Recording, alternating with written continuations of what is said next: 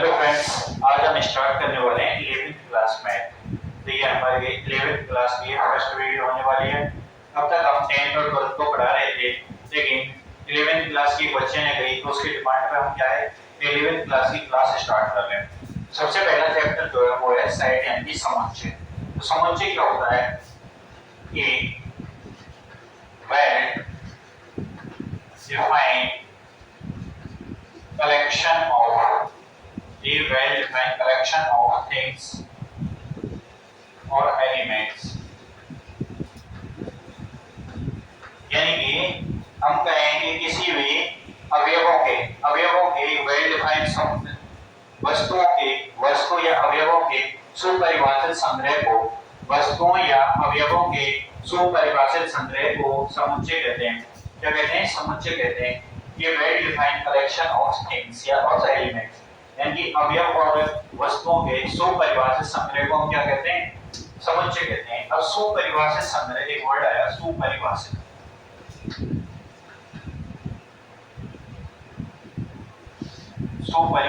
तो सुपरिभाषित का मतलब क्या है? सुपरिभाषित का मतलब है जिसे हर कोई माने। जैसे हम कहेंगे सूर्य पश्चिम से उगता है, पश्चिम से उगता है, ये बात मैं मान रहा हूं। और फिर सूर्य पूर्व से उगता है। इन्हें बताइए कौन सा कथन सत्य है? तो सूर्य पश्चिम से उगता है, तो ये क्या है? सुपरिभाषित नहीं है। लेकिन सूर्य पूर्व से उगता है, ये कैसा है? एक सुपरिभाषित है क्योंकि सूर्य पूर्व से उगता है। जिसके बारे में ना समझते थे आप बताइए। 1 2 3 इनको मैं कहूं ये कैसी संख्याएं? अपरिमेय संख्याएं। कैसी संख्याएं? अपरिमेय संख्याएं। तो ये अपरिमेय नहीं, कैसी संख्याएं हैं? परिमेय संख्याएं। कैसी संख्याएं? परिमेय संख्याएं। अब ऐसे निकाल देते हैं, इनको छोड़ो।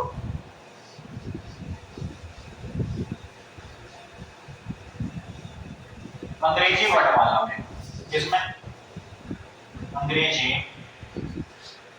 वर्णमाला में 5 स्वर होते हैं। अब बताइए, हम कह रहे हैं कि अंग्रेजी वर्णमाला में 5 स्वर होते हैं। कितने स्वर होते हैं? 5 स्वर। ये सार्वभौमिक शब्द है या नहीं है? तो इसको सभी मानते हैं कि अंग्रेजी वर्णमाला में कितने स्वर होते हैं? 5 स्वर होते हैं। सब मानते हैं। ये क्या स्वाभाविक सुपरिभाषित कथन है? क्या स्वाभाविक सुपरिभाषित कथन? और उस ए ई आई ओ यू ये 5 क्या है? स्वर हैं। ये 5 क्या है? वोवल हैं, यानी स्वर हैं। वोवल यानी स्वर। ये 5 के 5 है अंग्रेजी वर्णमाला के स्वर हैं। क्या है? अंग्रेजी वर्णमाला के स्वर हैं। ये वीडियो हिंदी और इंग्लिश दोनों माध्यम के बच्चों के लिए, हिंदी वाले भी देख सकते हैं और इंग्लिश वाले भी देख सकते हैं। हम दोनों को कवर लेते हुए हमने कवर किया है। तो वोवल यानी स्वर ए ई आई ओ यू। अब हमसे कहेंगे अंग्रेजी वर्णमाला में 5 स्वर होते हैं, तो सभी मानते हैं इस बात को? सभी मानते हैं, ठीक है। अगर इसको सभी मानते हैं तो हमसे कहे इसका समुच्चय बनाइए। तो समुच्चय किस तरीके से बनाएंगे कि ए ई आई ओ यू, और इसको हम किसके अंदर रखेंगे? मझले ब्रैकेट के अंदर। समुच्चय को हम किससे दर्शाते हैं? मझले ब्रैकेट से, मझले कोष्ठक से, मझले कोष्ठक से, मझले कोष्ठक से दर्शाते हैं हम किसको? समुच्चय को। समुच्चय को किससे दर्शाते हैं? मझले कोष्ठक से। और इसमें एक अवयव को हम एक ही बार लिख सकते हैं। एक अवयव को क्या कर सकते हैं? एक ही बार लिख सकते हैं। जैसे हमारे पास ये है,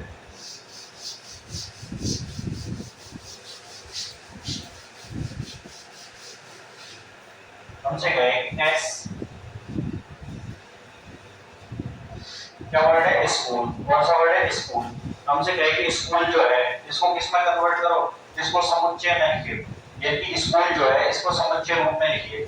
अब समुच्चय रूप में लिखना है, इसको किस में रूप में लिखना है? समुच्चय रूप में लिखना है। तो हम कैसे करेंगे? एस सी एच, इस तरीके से लिखेंगे, इनके बीच में कॉमा लगा दो, ठीक है। लेकिन मझले ब्रैकेट के अंदर लिख दिया, ठीक है। अवयवों के बीच में कॉमा लगा दिया। लेकिन यहाँ पे एक अवयव ओ जो है, ये अवयव ओ जो है ये 2 बार आ रहा है, 2 बार नहीं आना चाहिए। इसमें अवयव कितनी बार आना चाहिए? केवल एक ही बार आना चाहिए। और क्रम जो है इसको ऐसे भी लिख सकते हैं हम, C H L O S कोई दिक्कत नहीं है। इसमें क्रम का कोई भी महत्व नहीं होता है, क्रम का कोई भी महत्व नहीं होता है। दो अवयवों के बीच में हम क्या लगाते हैं, कॉमा लगाते हैं। क्या लगाते हैं, कॉमा। अगर इसे दर्शाना होगा, तो हम इसको दर्शाने के लिए कैपिटल लेटर का यूज करते हैं। क्या करते हैं, कैपिटल लेटर का यूज करते हैं। तो हमें समुच्चय दर्शाना होगा, तो समुच्चय दर्शाने के लिए कैपिटल लेटर, और अंदर कौन से लेटर यूज करेंगे, स्मॉल लेटर। कौन से लेटर, स्मॉल लेटर। इसमें स्मॉल लेटर लिखिए, कौन से लेटर, स्मॉल लेटर से दर्शाएंगे। अंदर कौन से रहेंगे, स्मॉल लेटर। बाहर कौन से रहेंगे, कैपिटल लेटर, कैपिटल लेटर। अब हमसे ये कहे कि सुंदर छात्रों का समूह, सुंदर छात्रों का समूह, सुंदर छात्रों का समूह। इसके लिए समुच्चय बनाना है, सुंदर छात्रों का समूह। इसके लिए क्या बनाना है, समुच्चय बनाना है। इसलिए समुच्चय बन जाएगा क्या, नहीं बनेगा। क्यों, क्योंकि सुंदर छात्र कैसे भी हो सकते हैं। सुंदर छात्र कोई एक फिक्स थोड़ी है, सुंदर छात्र फिक्स है क्या, नहीं है। क्योंकि कोई रंग के आधार पर सुंदरता देखेगा, कोई नाम नक्शे के आधार पर, हर व्यक्ति के लिए अलग अलग होंगे, सुंदर व्यक्ति होंगे। जैसे किसी के लिए किसी का भाई होता है, किसी के लिए किसी के पिता होता है, किसी के लिए किसी का दोस्त होता है, तो सबके लिए सुंदर तो अलग अलग होते जाएंगे। अभी यहाँ पे 5 बच्चे ले लो, 5 बच्चों में भी अलग अलग सुंदर हो जाएंगे। ये क्या हो जाएगा, सुंदर छात्रों का समूह के समुच्चय बनेगा। तो ये समुच्चय नहीं बनेगा। समुच्चय बनने का मतलब है कि वेल डिफाइंड का, ये वेल डिफाइंड सुपरिभाषित का मतलब है जिसको सभी माने, सभी व्यक्ति एक मत हो। जैसे भारत के राष्ट्रपिता महात्मा गांधी है, तो इसमें सभी एक मत है, तो ये क्या हो जाएगा, एक समुच्चय बन जाएगा। अभी हम कक्षा 11 में 25 विद्यार्थी हैं। कक्षा 11 में कितने विद्यार्थी हैं, 25। तो वो 25 विद्यार्थी जो है, कक्षा 11 में कितने विद्यार्थी हैं, 25। तो वो 25 जो है, हम सभी एक मत हैं, क्योंकि हमें पता है कक्षा 11 में 25 विद्यार्थी हैं। तो वो 25 विद्यार्थी हैं, तो वो कौन सा समुच्चय हो जाएगा, क्या वो समुच्चय रूप में आएगा, तो बिल्कुल वो समुच्चय बनेगा। क्या समुच्चय बनेगा। अंग्रेजी वर्णमाला में मैं कहूं 26 अक्षर है, 26 है, सभी के सभी 26 मानने हैं, ए से लेके जेड का, ठीक है। और उसमें कहेंगे 5 स्वर हैं, तो 5 स्वर में मानेंगे सभी एक मत है, ये भी समुच्चय बन जाएगा। तो एक अलग कहे कि नहीं, अंग्रेजी वर्णमाला में 21 कंसोनेंट हैं, 21 व्यंजन है। कितने व्यंजन है, 21। अगर 21 उसमें कंसोनेंट है, व्यंजन है, तो वो भी क्या है, समुच्चय है, क्योंकि 21 व्यंजन होते हैं। इस तरीके से हम क्या करेंगे, जो सुपरिभाषित जिनको सभी एक मत रहेंगे उनको हम क्या कहेंगे, समुच्चय कहेंगे। क्या कहेंगे उनको, समुच्चय। जिनके सभी के सभी कैसे रहेंगे, एक मत रहेंगे, सभी के सभी एक मत रहेंगे। ये है a well defined collection of things और एलिमेंट। वस्तुओं के, आपके साथ लिखते चलिए, वस्तुओं के सुपरिभाषित, वस्तुओं के सुपरिभाषित संग्रह को समुच्चय कहते हैं, समुच्चय कहते हैं। जैसे राजा दशरथ के कितने पुत्र थे, 4 पुत्र थे। कौन, राम, लक्ष्मण, भरत, शत्रुघ्न, 4 पुत्र थे, सभी 4 ही मानते हैं। तो ये क्या हो जाएगा, एक संग्रह हो जाएगा। ये क्या हो जाएगा, एक समुच्चय का उदाहरण हो जाएगा। जैसे एग्जांपल लें, एग्जांपल में जैसे अंग्रेजी वर्णमाला, अंग्रेजी वर्णमाला के, अंग्रेजी वर्णमाला के स्वर, अंग्रेजी वर्णमाला के स्वर, अंग्रेजी वर्णमाला के व्यंजन। राजा दशरथ के 4 पुत्र, 4 पुत्र कौन कौन से हैं, राम, लक्ष्मण, भरत और शत्रुघ्न।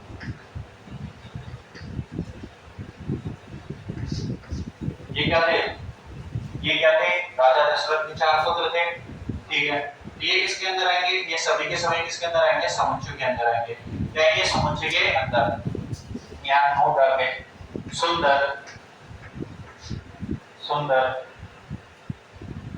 छात्रों का समूह, सुंदर छात्रों का समूह, ये वो बोलेंगे समुच्चय नहीं है, समुच्चय नहीं है, समुच्चय नहीं है। अब ये सुंदर छात्रों का समूह समुच्चय है या नहीं है, नहीं है। क्यों, क्योंकि सुंदर छात्र तो अलग अलग हो सकते हैं, और इसमें लिख लीजिए यहाँ पे एग्जाम्पल में कक्षा 11 के विद्यार्थी। तो कक्षा 11 के जो विद्यार्थी हैं, कक्षा 11 के जो विद्यार्थी हैं वो परिभाषित है या नहीं है? बिल्कुल है। क्यों? क्योंकि जैसे आपकी कक्षा में 50 विद्यार्थी हैं, कितने विद्यार्थी? 50। तो आप मानोगे 50 विद्यार्थी हैं, ठीक है, सभी के सभी 50 बच्चे उसमें एक मत है ना, ठीक है। तो इस तरीके से बता रहा हूँ कि अंग्रेजी वर्णमाला ये तीन तो इसके एग्जांपल बताने, सुंदर छात्रों का समूह समुच्चय नहीं है, ये किसको उतारना है? यह नोट डाल के अलग से लिखना है। जल्दी बताइए। अब देखते हैं हम समुच्चय के बारे में और थोड़ी जानकारी। तो समुच्चय के सबसे पहला पॉइंट है कि समुच्चय को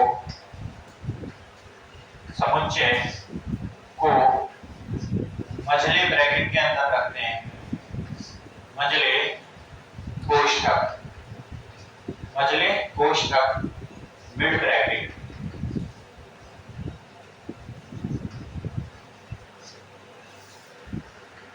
के अंदर रखते हैं। समुच्चय को कहां रखते हैं? मिड ब्रैकेट के अंदर रखते हैं, ठीक है। अब इनमें दूसरा है प्रत्येक अवयवों के मध्य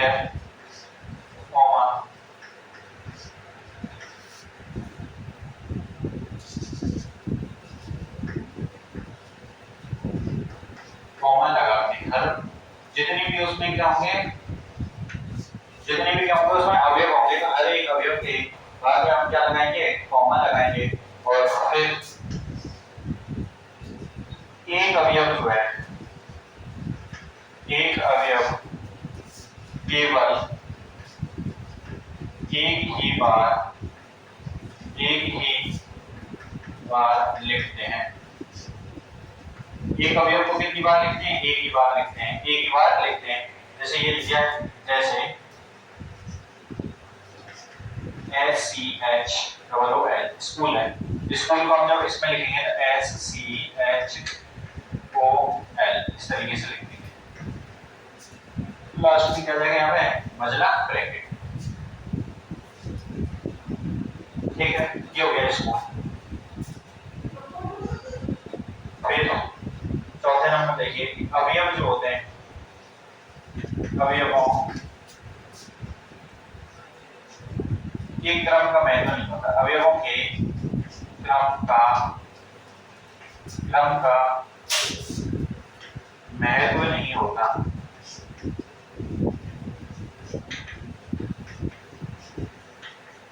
अवयवों के जो क्रम है, अवयवों के क्रम का महत्व नहीं होता। जैसे हम वही स्कूल वाला एग्जांपल लेंगे, स्कूल है, तो इसको हम इस तरीके से लिख सकते हैं, जैसे L हो गया, O C S H, किसी भी तरीके से लिख सकते हैं, कि इसमें क्रम का कोई भी महत्व नहीं होता है, अब समुच्चय को जब दर्शाते हैं, समुच्चय को क्या करते हैं? दर्शाते हैं। तो किस तरीके से दर्शाते हैं? समुच्चय को जब दर्शाएंगे,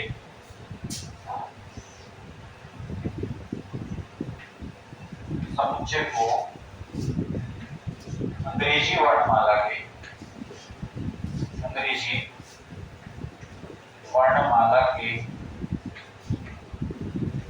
कैपिटल लेटर से दर्शाते हैं। कैपिटल लेटर से दर्शाते हैं। जब भी हमें कोई भी अंग्रेजी समुच्चय दर्शाना होगा, उसे अंग्रेजी वर्णमाला की कैपिटल लेटर जैसे E हो गया, B, C, इस तरीके से इनसे दर्शाते हैं, ठीक है। इस तरीके से दर्शाते हैं अंग्रेजी वर्णमाला के कैपिटल लेटर से। तो समुच्चय को हमेशा मझले कोष्ठक के अंदर रखेंगे, मिड ब्रैकेट के अंदर, अवयवों के बीच में कॉमा लगाएंगे और अवयवों को केवल एक ही बार लिखेंगे, उनकी पुनरावृत्ति नहीं हो सकती। फिर उसके बाद बैंक क्रम का कोई भी महत्व नहीं होता है, और दर्शाएंगे किससे? अंग्रेजी वर्णमाला के बड़े अक्षरों से, बताइए इनको। हाँ, तो अब बात करते हैं समुच्चय के निरूपण की। तो समुच्चय को दो प्रकार से निरूपित किया जाता है, दो प्रकार से पहला होता है उसका रोस्टर रूप, पहला होता है रोस्टर रूप। रोस्टर रूप, रोस्टर रूप क्या होता है कि ये समुच्चय निर्माण का रोस्टर रूप क्या होता है, जैसे हम क्या करते हैं कोई भी संख्या लिया, जैसे क्या करते हैं सबसे पहले कोई भी संख्या लेते हैं, हमने ले ली कि संख्या 6 है, संख्या कितनी है, संख्या 6 के गुणनखंड, संख्या 6 के गुणनखंड जो है, अब संख्या 6 के गुणनखंड कौन कौन से आएंगे, संख्या 6 के गुणनखंड कौन कौन से आएंगे, 1 आएगा, 2 आएगा, 3 आएगा और 6 आएगा। ये क्या है, संख्या 6 के गुणनखंड है, संख्या 6 के क्या है, गुणनखंड है, ठीक है। अब हम कहेंगे संख्या 6 के गुणनखंडों का समुच्चय बनाएंगे, क्या बनाएंगे, समुच्चय बनाएंगे, ठीक है। संख्या 6 के गुणनखंडों का क्या बनाना है, समुच्चय बनाना है, तो वो कैसे आएगा, इक्वल टू 1 2 3 6, ये क्या हो गया 1 2 3 6, तो यही हो जाएगा रोस्टर रूप, क्या होगा, रोस्टर रूप। इस रूप को हम सूची रूप भी कहते हैं, कौन सा रूप भी कहते हैं, सूची रूप भी कहते हैं। ये तो हो जाएगा रोस्टर रूप, कौन सा रूप, रोस्टर रूप, कौन सा रूप हो जाएगा, रोस्टर रूप, रोस्टर रूप। संख्या 6 के गुणनखंड है, जैसे 1 2 3 6, तो इनको क्या करें, इस तरीके से लिखेंगे आप, इस तरीके से फॉर्मेट में लिखना, कौन सा रूप कहलाएगा, रोस्टर रूप, और दूसरा है समुच्चय निर्माण रूप, समुच्चय निर्माण रूप। अब समुच्चय निर्माण रूप क्या होता है, समुच्चय निर्माण रूप में हम x का प्रयोग करेंगे, किसका प्रयोग करेंगे, x का प्रयोग करेंगे। जैसे हमसे कहे कि विषम, विषम, इसमें एक एग्जांपल ऐड करते हैं, जैसे एक तो हो गया एग्जांपल्स, फिर आगे ये हो जाए जैसे सम संख्याओं का समुच्चय, सम संख्याओं, सम संख्याओं का समुच्चय, सम संख्याओं का समुच्चय, सम संख्या कौन कौन सी होती है, 0 2 4 6, तो 0 2 4 6 8 डॉट डॉट डॉट, इस तरीके से चलता जाएगा। ऐसे ही हम कहेंगे विषम संख्याओं का समुच्चय, विषम संख्याओं का समुच्चय, तो वो किस तरीके से आएगा, 1 3 5 7 9, इस तरीके से चलता जाएगा। अगर हम कहें कि प्राकृतिक संख्याओं का समुच्चय, प्राकृतिक संख्याओं, प्राकृतिक संख्याओं का समुच्चय, तो प्राकृतिक संख्या कहां से शुरू होती है, 1 से, तो 1 2 3, इस तरीके से चलता चलता अनंत तक जाएगा। ये कौन सी संख्या हो गया, सम संख्याओं का समुच्चय, विषम संख्याओं का समुच्चय, फिर कहेंगे प्राकृतिक संख्याओं का समुच्चय। तो ये जो है कि रोस्टर रूप होते हैं, कौन से रूप होते हैं, रोस्टर रूप। इस तरीके से हम संख्याओं को लिखते हैं, ये क्या होगा, इसका रोस्टर रूप, कौन सा रूप होगा, रोस्टर रूप। इसके बाद हम करेंगे दूसरा समुच्चय निर्माण रूप, तो रोस्टर रूप हो गया। अब देखिए समुच्चय निर्माण रूप, समुच्चय निर्माण रूप, तो समुच्चय निर्माण रूप क्या होता है, इसमें हम केवल एक ही अवयव x लेते हैं, क्या लेते हैं, एक ही अवयव x लेते हैं। हम क्या करेंगे, एक अवयव x लेंगे, क्या लेंगे, एक अवयव x, उसके बाद एक कॉलन चिन्ह लगाएंगे सच दैट, फिर यहाँ पे जो भी संख्याओं का उभयनिष्ठ, जो भी संख्याओं का उभयनिष्ठ गुण होगा, उभयनिष्ठ गुण जो होगा उसको लिखेंगे, उसको लिखेंगे, जैसे मतलब ब्रैकेट हो गया। तो हमसे कहें कि विषम प्राकृतिक संख्याओं का समुच्चय लगाना है, एग्जांपल के तौर पे देखिए, विषम प्राकृतिक संख्याओं का, विषम प्राकृतिक संख्याओं, विषम प्राकृतिक संख्याओं का समुच्चय, विषम प्राकृतिक संख्याओं का समुच्चय जब हम समुच्चय निर्माण रूप में, यदि रोस्टर रूप में लिखना है तो कैसे लिख देते हैं, 1 3 5 7, इस तरीके से। ये कौन सा रूप था, रोस्टर रूप। अब हमें समुच्चय निर्माण रूप में लिखना है, किसमें लिखना है, समुच्चय निर्माण रूप में लिखना है, तो हम किस तरीके से लिखेंगे, x लेंगे एक अवयव सच दैट x का, और यहाँ पर उभयनिष्ठ गुण क्या हो जाएगा, x सच दैट x एक विषम प्राकृतिक संख्या है, विषम प्राकृतिक संख्या है। ये कौन सा रूप हो जाएगा इसका? समुच्चय निर्माण हो। कौन सा हो जाएगा? समुच्चय निर्माण हो। ऐसे में कहूं कि सम प्राकृतिक संख्याओं का समुच्चय, सम प्राकृतिक संख्याओं का समुच्चय, सम प्राकृतिक संख्याओं का समुच्चय। और सम प्राकृतिक संख्याओं का समुच्चय किस तरीके से लिखेंगे हम कि x such that x, एक x such that, हमने क्या कहा था यहाँ पे x लेना है, फिर कॉलन चेन लगाना है, इसको such that बोलते हैं। क्या बोलते हैं? such that। तो x such that, अब करेंगे हम इसका ऑर्गेनिक फॉर्म। तो x such that, x एक सम प्राकृतिक संख्या है, सम प्राकृतिक संख्या है। और कोष्ठक पर ये कौन सा रूप हो जाएगा? समुच्चय निर्माण रूप। कौन सा रूप हो जाएगा? समुच्चय निर्माण रूप। तो रोस्टर रूप देख लिया और समुच्चय निर्माण रूप देख लिया। इसको उदाहरण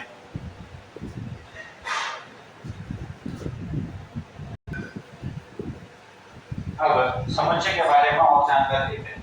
जैसे हमने कहा कि हम समुच्चय को क्या करते हैं? अवयवों की पुनरावृत्ति नहीं करते। हमारे पास है बनाना है, इसका समुच्चय बनाना है। इसको क्या बनाना है? रोस्टर रूप में लिखना है। रोस्टर रूप में लिखते हैं तो सबसे पहले ब्रैकेट बनाना, फिर अवयवों को लिखेंगे b, फिर a, फिर लिखेंगे n, और उसके बाद a लिखेंगे। तो अवयवों की पुनरावृत्ति नहीं हो सकती। अगर अवयवों की पुनरावृत्ति नहीं हो सकती तो a तो पहले ही आ गया यहाँ पे। फिर अब बात करें n की, तो n भी पहले आ गया, a भी पहले आ गया। ये क्या बन जाएगा? इसका समुच्चय बन जाएगा। ये क्या बन जाएगा? इसका समुच्चय बन जाएगा। अब ऐसे ही इसमें हमने कहा था कि अवयवों के क्रम का कोई भी महत्व नहीं होता है। अवयवों के क्रम का कोई भी महत्व नहीं होता है। तो अवयवों के क्रम के लिए इसको कैसे लिख सकते हैं? a n b, या फिर हम इसको इस तरीके से भी लिख सकते हैं n b a। ये सभी की सभी क्या होंगे? इसके रूप होंगे। ये क्या है? समुच्चय के रूप में इस तरीके से दर्शा सकते हैं। ये सभी की सभी कैसे हैं? सही है। सभी की सभी कैसे हैं? सही है। अब ये तो था हमारा समुच्चय, हमने सीखा था। अब आप देख लें 1.1 समुच्चय के बारे में थोड़ी सी जानकारी हो गई थी। अब 1.1 स्टार्ट करते हैं। 1.1 स्टार्ट करते हैं। देखिए पहला क्वेश्चन क्या कह रहा है।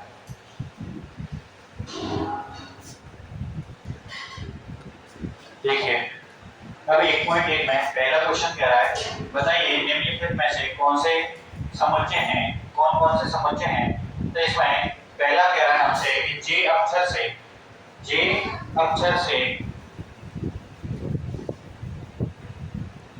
हाँ, तो देखिए पहले में कह रहा है जे अक्षर से प्रारंभ होने वाले वर्ष के महीने। जे अक्षर से प्रारंभ होने वाले पहले वर्ष के महीने कौन से हैं? जे से सबसे पहले जनवरी होगा, जनवरी होगा, ठीक है। क्या होगा? सबसे पहले देखिए जनवरी होगा। जनवरी के बाद क्या होगा? फरवरी, जनवरी, फरवरी, मार्च, अप्रैल, मई, जून। तो जनवरी हो गया, एक जनवरी हो गया, फिर हो गया जून, जून के बाद जुलाई, जुलाई के बाद अगस्त, सितंबर, जुलाई के बाद अगस्त, सितंबर, अक्टूबर, नवंबर। तो कितने महीने आ गए? 3 आ गए, जनवरी, जून, जुलाई। तो इनका समुच्चय बन जाएगा? बिल्कुल बन जाएगा। ये कैसा होगा? तो पहले में करेंगे हाँ समुच्चय है। संग्रह एक क्या है? समुच्चय है। संग्रह एक समुच्चय है और दो समुच्चय में बना के आपको यहाँ बता रहा हूँ, ठीक है। अब दूसरे वाले देखिए, दूसरे में कह रहा है भारत के 10 सबसे अधिक प्रतिभाशाली लेखक। अब भारत के सबसे अधिक 10 प्रतिभाशाली लेखकों की कह रहा है। तो लेखक भी बहुत होते हैं, ये मुंशी प्रेमचंद हो गया, महादेवी वर्मा हो गई। तो वो कह रहा है 10 प्रतिभाशाली लेखक चाहिए। तो 10 प्रतिभाशाली लेखकों के बारे में बता सकते हैं? हम नहीं बता सकते। तो दूसरे में जो कहेंगे कि वो समुच्चय नहीं है, दूसरा जो होगा वो समुच्चय नहीं है।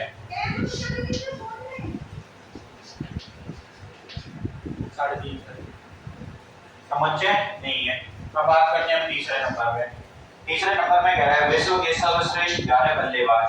अब विश्व के सर्वश्रेष्ठ 11 बल्लेबाज, तो इनका भी संग्रह नहीं बता सकते क्योंकि कोई कहेगा विराट कोहली का फैन जो विराट कोहली को सर्वश्रेष्ठ बताएगा, कोई रिकी पॉन्टिंग को, रोहित शर्मा, महेंद्र सिंह धोनी, सब अपने अपने हिसाब से अलग बताएंगे।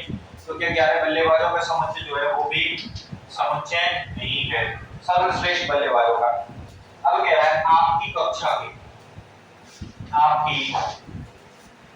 आपकी कक्षा के सभी बालकों का संग्रह। तो आपकी कक्षा के सभी बालकों का संग्रह आप बता सकते हैं, क्योंकि आपकी कक्षा में जितने भी बच्चे हैं सभी मानेंगे वो कक्षा 11 भी हैं। जैसे 11वीं में 50 विद्यार्थी हैं, सभी मानेंगे 11वीं में 50 विद्यार्थी हैं, वो क्या होगा, एक समुच्चय होगा, समुच्चय होगा।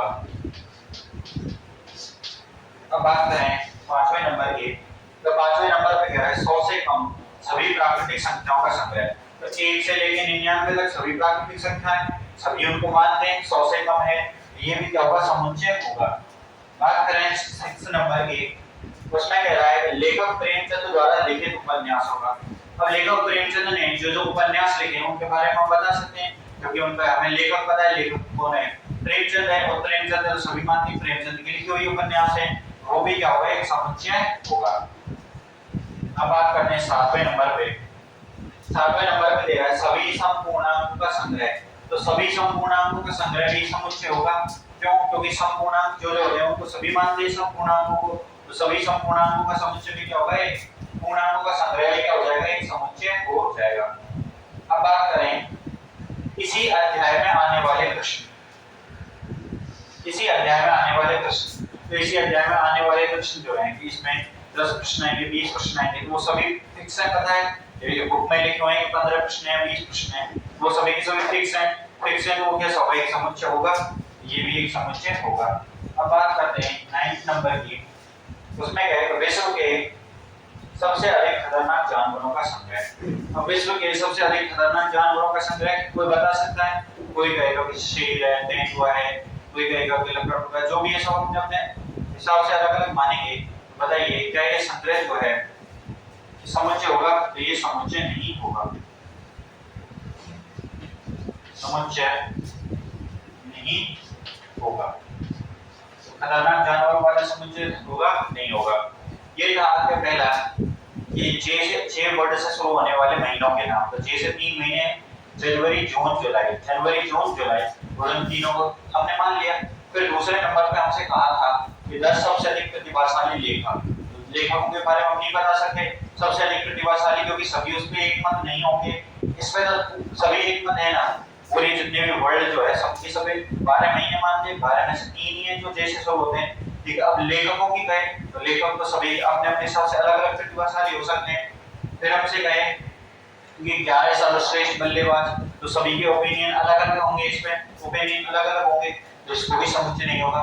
फिर हम बात करें कि आपकी कक्षा के बालकों का संग्रह, वो समुच्चय होगा। 100 से कम प्राकृतिक संख्या, तो 100 से कम प्राकृतिक संख्या 1 से 99 तक होती है, और उनको क्या कर सकते हैं, आसानी से गिन सकते हैं, और सभी के सभी उस पे क्या है, सभी के सभी उस पे एक मत है।